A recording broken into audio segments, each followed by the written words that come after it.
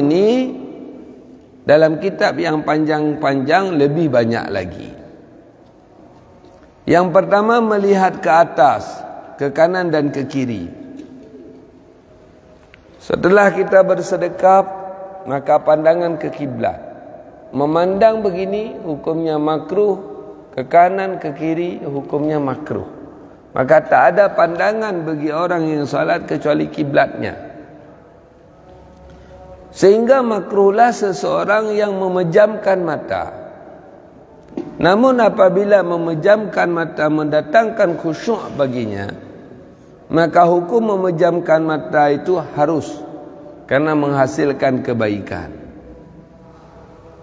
Yang kedua, berkaca pinggang. Jadi enggak ada orang salat begini.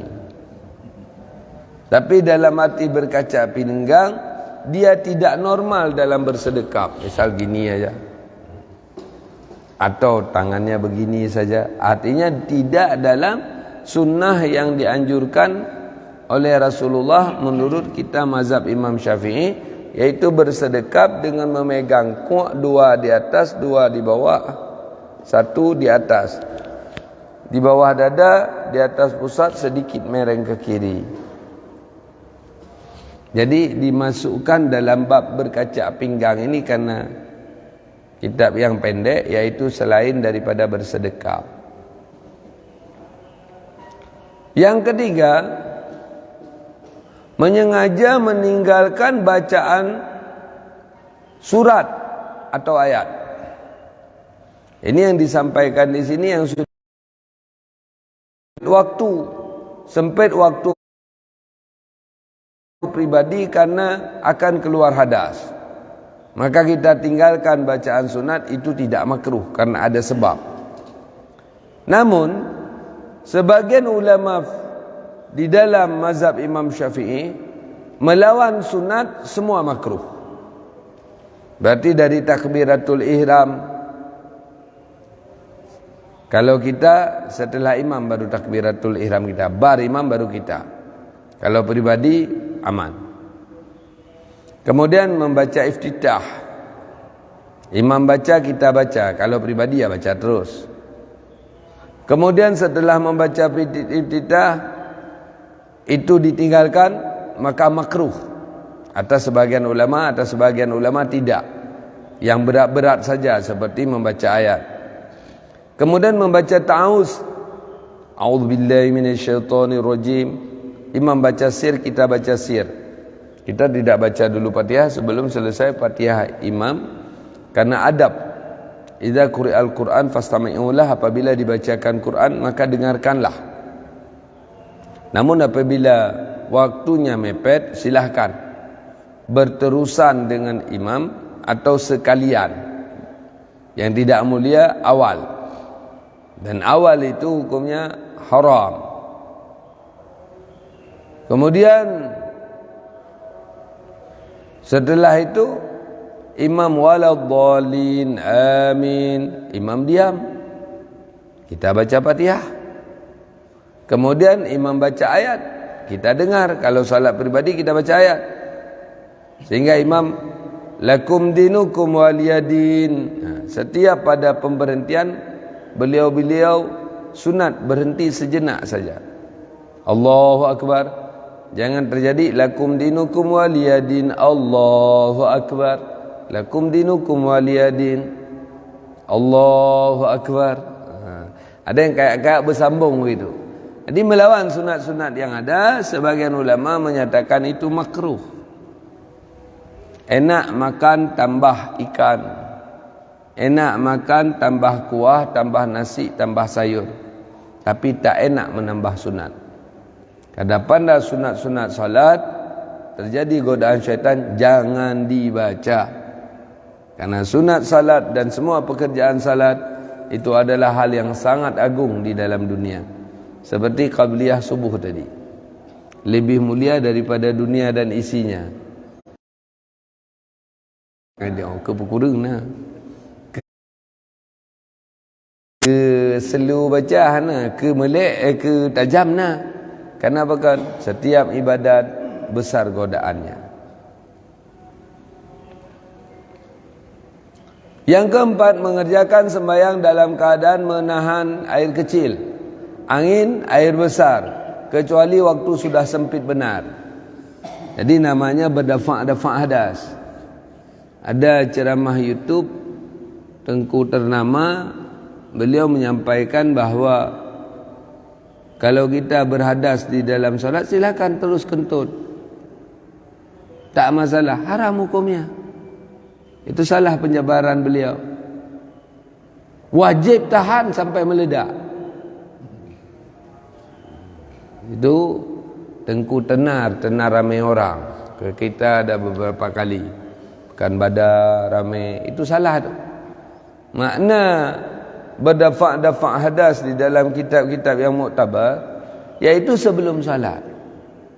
Kencinglah dulu, beraklah dulu, plus berhajat makan, lapar, makanlah dulu, minumlah dulu, plus lagi di dalam kitab yang panjang-panjang, sangat ngantuk, tidurlah dulu jika yakin ada yang membangunkan. Jika yakin ada yang membangunkan. Jadi ini ada cerita unik di membangunkan. Baginda ada kutu 25 ekor. Yang dinas tiap 5 ekor dia bangunkan waktu salat Nabi. Digaruk kepala Nabi. Itu kutu Nabi. Kutu kita habis kulit kepala. Saya ada kucing di rumah, 1 ekor punya anak. Itu pun unik. Tapi berita duka sudah dari tanggal 6 menghilang. Saya takut diambil anak-anak, dijual. Itu mau bangunin waktu salat. Kalau memang teruji sampai itu boleh, tapi kalau enggak teruji dia enggak boleh. Di anak kadang-kadang nanti harus belajar malam, besok ujian. Tu bilang nanti bangunin jam 3. Tu jam 3 kalau belum bangun digaruk kita. Bangun. Kadang-kadang kami praktek subuh. Nanti pas subuh langsung dia naik atas tempat tidur, ditarik selimut, macam dia lakukan sampai walau binatang boleh. Tidur haram. Jadi biasa ngicik you le punya tengok dah. Ni model beker-beker belum geraknya hati model lagi. Tapi kalau kita percaya bahawa dibangunin oleh malaikat, dibangunin, minta ya. Bangunin saya jam sekian, dibangunin. Cuma kita aja enggak mau. Begitu kerja malaikat, dijaga kita. Udah. Lalu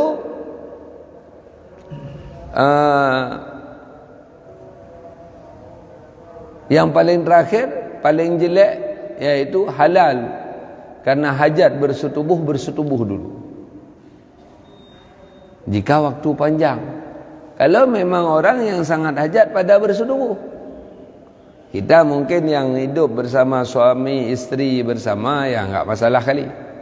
Tapi saya, kisah nyata 1, 2, 3 kali sudah saya alami pertanyaan orang bahawa ketika suaminya pulang, sudah lama tak jumpa, dia buka puasa dengan itu tanpa makan atau minum dulu, tanpa dia batalkan puasa. Sehingga apakah mereka ada lakukan, saya tidak tahu. Saya bilang tak ada dispensasi, karena enggak buka puasa, langsung buka puasa dengan itu. Maka kalian berdua, ada yang pasangan tua, 2 tua 1 muda, wajib qada 2 bulan berturut-turut, seperti had orang yang buka puasa dengan bersetubuh yang ada dalam hadis. Jadi kita bilang ya, kita udah biasa. Orang yang enggak pernah upacara tu enggak mikir apa-apa dia. Kadang kita begitu. Ya, nama dia tembayang ele, ke baik tembayang ele. Athaina wate mentau. Upacara ele, kemudian mano, kemudian sembahyangnya dalam perhitungan. Semua yang terjadi dalam perhitungan demikian, yang dihalalkan oleh Islam, maka matilah ia sebelum salat. Bagaimana hukumnya dengku? Tidak dituntut di akhirat dan tidak dianggap dosa. Kewajiban salat, walaupun sebaik-baik ibadat adalah salat di awal waktu, kata Rasul, ausini ya Rasulullah min afdalil a'mal. Salat di awal waktu itu amal yang paling mulia.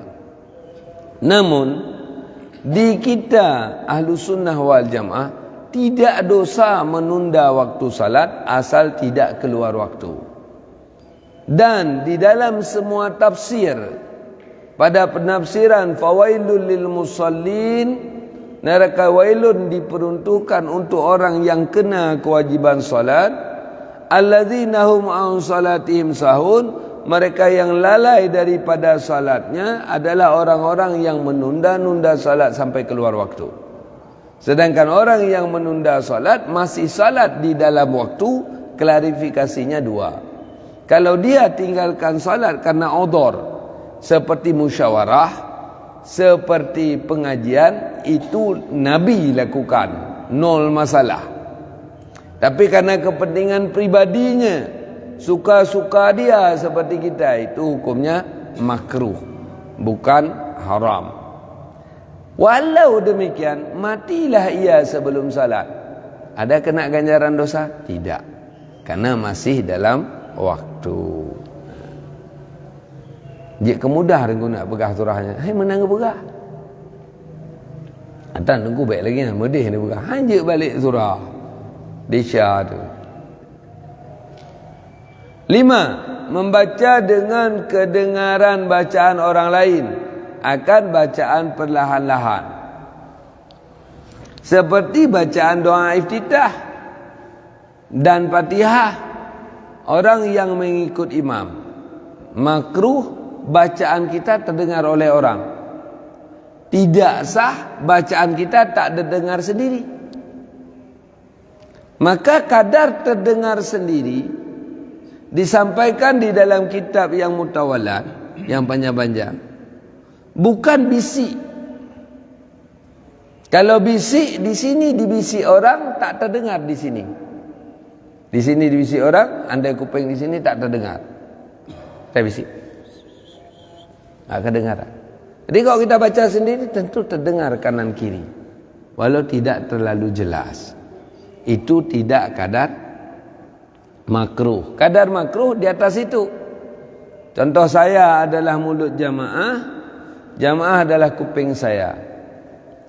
Bismillahirrahmanirrahim. Itu kadar lepas wajib, karena kita dengar kecil. Di atas itu Bismillahirrahmanirrahim. Itu makruh. Di atas antara terganggu dan tidak, hukumnya makruh. Walau tidak dengan nama bacaan, seperti kebanyakan masyarakat, saya enggak tahu kok bisa jadi gitu suaranya. Psh, psh, psh, psh, psh. Ya. Nampak lagi tu walet, kiban kok jut lagi cahaya. Ya. Kiban intonasi bacaan sehingga jadi gaya walet. Ada pun baca. Ladum lagi ke baca qaf mandum, dot mandum. Ni ada dengar. Ni anda pada sini perhati orang salah. Kok bisa kedengaran suara klek klek klek rekungan? Ni pian nombom ni. Lun tengku kok khusyuk tengku sembahyang, tapi mian orang lagi ada dengar. Si normal lagi ah. Talawan baik peduli linya. Yang larut katanya dalam solat sehingga anak tak untung. Yang ke salat subuh benar. Ngon salat tarawih tengut. Yang baru larut dia ada boleh sebab kata tengut. Mau mentang jaga yang gangguan ni. Jadi dia normal. Jadi selesai bab makruh, maaf cakap nah. Anak ada doa pegah. Letat bab makruh, mantai orang tak laksanakan. Hana makruh ni. Rada makruh. Bajai hanjik na pola. Tak boleh ada pola. Satu-satu warna begitu. Mampu kita? Putih, hitam, hijau. Udah enggak ada pola, ada merek di bawah, itu tetap salah. Yang menyebabkan menarik pikiran orang untuk fokus, itu semua makruh. Tipe kain ini mahal, ini murah, itu enggak ada urusan. Tapi kayak baju kita, kain kita, semua ada pola. Yang menyebabkan orang bisa fokus menonton ini. Bagi orang-orang yang mau begitu. Jadi pada kita yang tidak mampu begitu, normal. Maka baju-baju di Jazirah Arab itu putih tok, hitam tok, hijau tok, kita berpola. Udah, kita masuk kepada yang membatalkan sembahyang. Yang pertama, bercakap-cakap dengan sengaja walaupun satu huruf yang ada artinya, atau dengan dua huruf walaupun tak ada bermakna. Ini jabaran adalah tansih.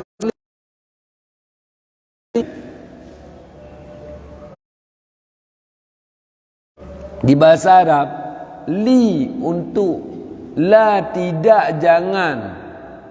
Lam itu lam, la dan min, lam. Tidak juga artinya. Fi pada, ala di atas, ka seperti. Jadi dalam bahasa Arab satu huruf punya arti. Bismillahirrahmanirrahim, ka. Dah batal karena ada arti. Tapi ja tak ada arti. Ja keluar, enggak ada arti. Tapi kalau dua huruf ja dah ada alif, jadi panjang mad asli, itu batal. Jadi kalau itu kita implementasikan dalam kita Acehnese atau Indon, beda. Kayak kita bahasa kita keluhan. Itu komen tidak senang. Itu komen tidak senang. Ada arti. Jadi bukan seperti kita bawa Arabik ke Indonesia. Indonesia gayanya. Yang Arabik kena ke kita, yang Indonesia kena. Satu huruf berarti batal, dua huruf tidak berarti batal. Jadi tak ada bicara di dalam solat. Hadis Nabi, tidaklah solat kecuali baca Quran, zikir dan doa. Makanya ketika imam Allahu Akbar, bukan dibaca lagi, emang desah dalam pikiran beliau momen Allahu Akbar itu sebagai zikir, sekaligus ingati makmum. Kalau beliau tak ingat, tak ada momen itu dikarenakan enggak tahu bahwa itu zikir, maka yang teringat beliau Allahu Akbar untuk ingatin orang belakang, batalat salatu, batallah salatnya. Karena hukumnya yang pertama, niat zikir saja sah. Niat zikir serta memperingatkan makmum sah. Yang terakhir, mutlak batal. Dan kata Khatib Arsyarbaini, kalau tidak salah saya, teringat saya di Bajuri ada itu, bahwa seseorang yang di awal mengingat itu sebagai zikir, selanjutnya tidak mengingat lagi, sah.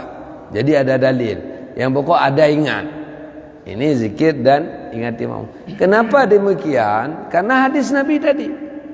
Tidaklah salat kecuali baca Quran, zikir dan doa. Zikir, doa, baca Al-Quran dalam salat sah-sah selalu. Quran untuk ingatin orang, maka batal salat.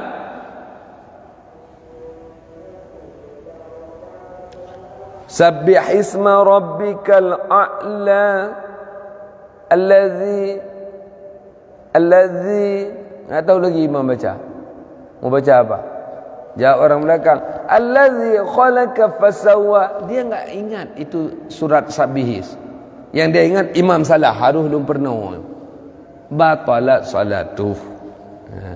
Jadi berpaling niat ini membuat batal salat seseorang bukan karena dia bersuara, tapi karena terjadi momen yang lain, terjadi perkara yang lain.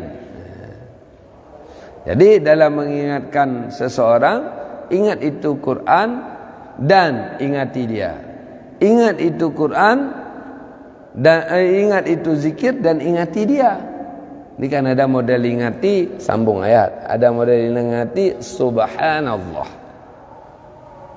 Jadi sebagian qari na'an'am itu enggak sah salat. Karena itu hukumnya tawallud dinamakan. Terjadi seperti qalqalaf, beranak huruf. Tulisannya na'an'am. Dia baca na'an'am. Terjadilah di suatu masjid kejadian kisah nyata ini. Yang jadi imam qari besar. Tapi itu penyakit beliau. Bukan bodoh, merah namanya. Kita bisa kayak beliau. Maka kita ketika lihat orang salah, tidak senang, doai dia berubah, takuti diri sendiri bisa lebih parah daripada dia. 60.000 ulama besar yang ahlu sunnah di masa Dajjal berkuasa jadi pengikut Dajjal. Apa keluar di mulut kita? Ulama bangai, ulama apa lagi? Ulama saja bisa berbalik, kita apa lagi di waktu itu? Maka jangan begitu. Ya Allah, lindungi saya daripada fitnah Dajjal. Itu berdoa, baik cuma je sempah serapah tau. Tapi nak tinggal kuntung tu, bahaya sangat. Jadi kejadian ini cuma untuk pengalaman. Jadi yang protes Bilal, makmum dia. Siratal ladzina an'amta alaihim. Udah beberapa kali dia nasihati imam itu. Tidak mau berubah. Pas waktu itu dibilanglah subhanallah pada siratal ladzina. Yang enggak ngerti. Ilah makmum dia baca siratal ladzina an'amta alaihim. Di belakang imam dia harus pindah kampung. Habis itu dia di demo sama BKM payah pindah kampung yang bau kurang kejadian. Bak protes subhanallah penempung payah ada paceh dengan suratul ladzi payah minah kampung. Ini juga kampung. Wallahu alam bisawab. Udah. Yang kedua, bergerak 3 kali berturut-turut. Ini mungkin walau sudah dimengerti, saya coba implementasi karena kita banyak silap. Bukan tidak ngerti, tapi silap. Ini contoh dikitan. Ini solat. Ini sudah dianggap 3 kali berturut-turut nih. Ada orang salat, ini. Bismillahirrahmanirrahim. Karena semua tubuh bergerak. Kalau slow kadar nafas, ini normal nih. Atau tergoyang sekali. Normal masih. Tergoyang sekali. Normal nih. Bismillahirrahmanirrahim. Alhamdulillahi Rabbil Alamin. Ini boleh lihat ada nanti waktu Jumaat ni. Ini penyakit ni. Ada satu lagi. Bismillahirrahmanirrahim. Ya nak piuh-piuh kan? Agak gelombang. Ada. Ini bukan 1 kali, 3 juga. Karena bergerak kepala, bergerak kaki, bergerak semua. Jaga salat itu. Wajib ini, bukan sunat. Jadi kita sesekali tak masalah, karena tidak berulang. Ini enggak gini terus. Ini ramai. Kemudian yang sering terjadi, kita bergerak di tempat lain bergerak. Itu sudah dianggap 3. Seperti Allahu Akbar rukuk. Ada orang enggak begini tu. Allahu Akbar. Dia tarik begini. Ini pas 2, ke sini masih 2 dia. Tapi Tarik begini, Allah. Kepalanya tambah ini dianggap 3. Sami'allahu liman hamidah. Ini dah batal salat ni. Karena enggak aja. Atau karena padat kali orang begini. SOP-nya begini. Jaga ni. Ini sering terjadi di masyarakat dan masyarakat acuh tentang ini. Qul ya ayyuhal kafirun. Bayo ya ulai lagi awak step dia. Nah lagi. Dada mencik ketrup dah ulai. Qul ya ayyuhal kafirun. Nanti awak si kamu ai dia fikir ladomu.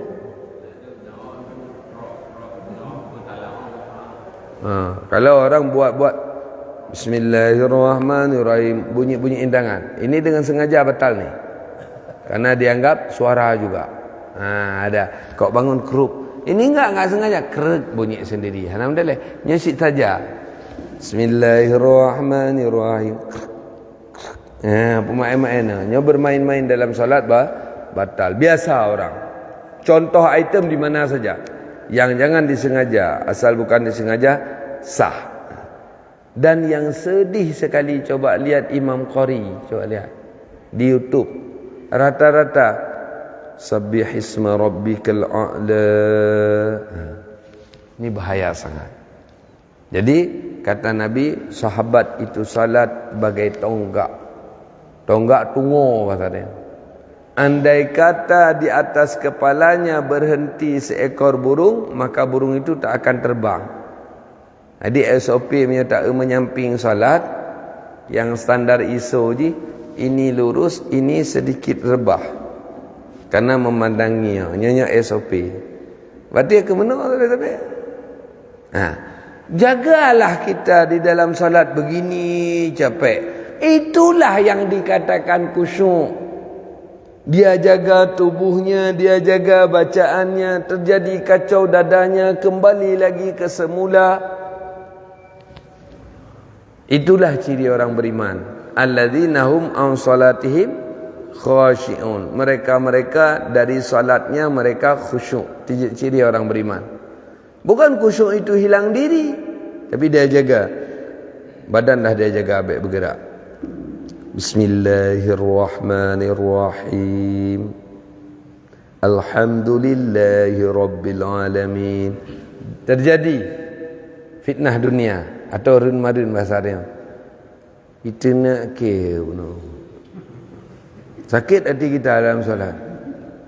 Pui ingat kegop dengan sembahyang, balik lagi, sembuh lagi. Ar-Rahmanir-Rahim. Teringat normal atau estafet. Maka kata Nabi, "As-salatu mi'rajul ummati." Salat itu ketemu Allah umat saya. Kalau ada sembahyangnya, tengok merumpuk dengan Allah dalam maknawi yang tidak kita mengerti. Dan Allah di ketika begini bersama kita. Hadis Nabi, Allah memegang pupuk ubun-ubun, maksudnya ubun-ubun hambanya ketika ia salat, bukan memegang dengan tangan. Kibang itu dah rahmat, bak pupuk ke mai Tuhan. Mana makna.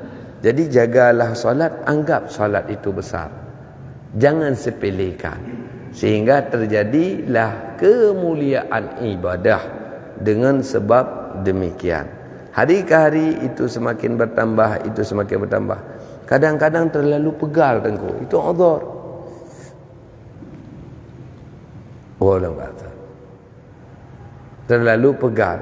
Kecuali yang boleh gerak banyak di dalam syariat, iaitu gatal yang amat sangat. Seperti kurap, trijau. Itu boleh garuk. Terus. Tapi kalau gatal-gatal biasa, enggak boleh dilanjutkan, harus lawan, cubit. Kau pedih pandai gatal itu. Allahu a'lam bisa sawab. Kiba?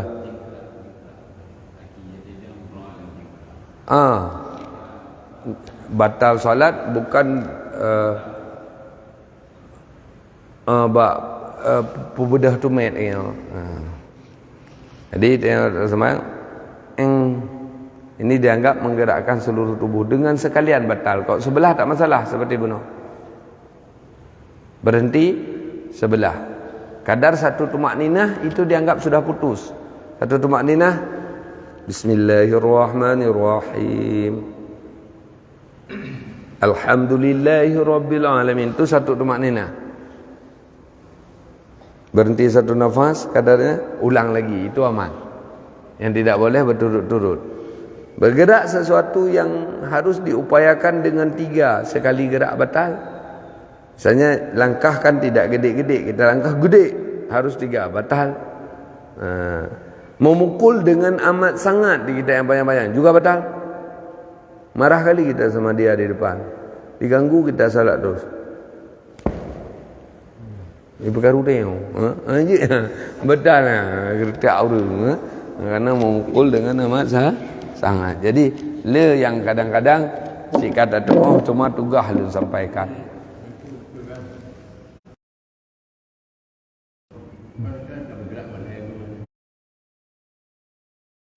Tu.